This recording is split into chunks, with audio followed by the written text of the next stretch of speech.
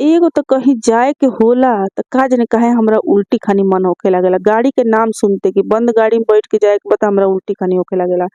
तो इ एगो सबसे बड़हन बीमारी हमरे लगे बाटे। आज हमार दूल्हा कहने कि चलो तारा के एगो बहुत सुंदर जगह बता के हम घुमावे ले चलतनी। तो तोहरा खातिर सरप्राइज बाटे।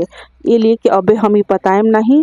जब तू ओजा उतरबू गाड़ी से तो तू एकदम खुश हो जइबू। बड़ी सुंदर जगह बाटे उ, चल ताके हम ले चलतनी। कहनी कि चलो उल्टी होई तो होई है, चाय पिय, मन एने ओने कर, चल तनी चलल जाई कौन जगह पे आखिर कहत रहन त पूरा बढ़िया जगह होई।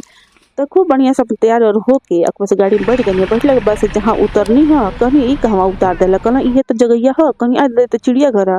तो कहना इहे तो ह चिड़ियाघर, तक इज्जत लेनी ह, काहे खुश नहीं खू। कहनी ना दादा इ कहाँ हमार चिड़ियाघर में, एजा हमरा तनको मन नहीं लागेला। एजा चिड़िया कम लौकेली सन आ लोग जे ढेर लौकेला। तो कहनी कि सखी से अइसन बाटे हमर मन बहुत खराब होता एजा। चलो तनी फोटो खींचा हमार, हम पेड़े के पीछे लुका तनी, तू हमार फोटो खींचा। कहलिए कि जब पेड़वे के पीछे लुका जइबू त फोटोवा केंगा आई ताहार। कहनी तनी से झाँकम मुड़िए तो हमार आइए जाई। कहलिए ठीक बाटे चलो एरिया खींच दे तनी। ओकरी बाद से घनी जा कहनी तनी एगो दूगो जानवरों देख लियल जा। तो देखत तनी जा सफेद एगो बाघ वो कुछ बैठल बाटे। कहनी देखल जा केतनो लइका चिल्लात रहे सन, बाघ के कोनो असरे नइखे होत। ना ओने से हिलत तरन, ना डोलत तरन, आ ना हमनी के ताकतो बाड़न। एतना लइका हल्ला कइले सन कोनो असर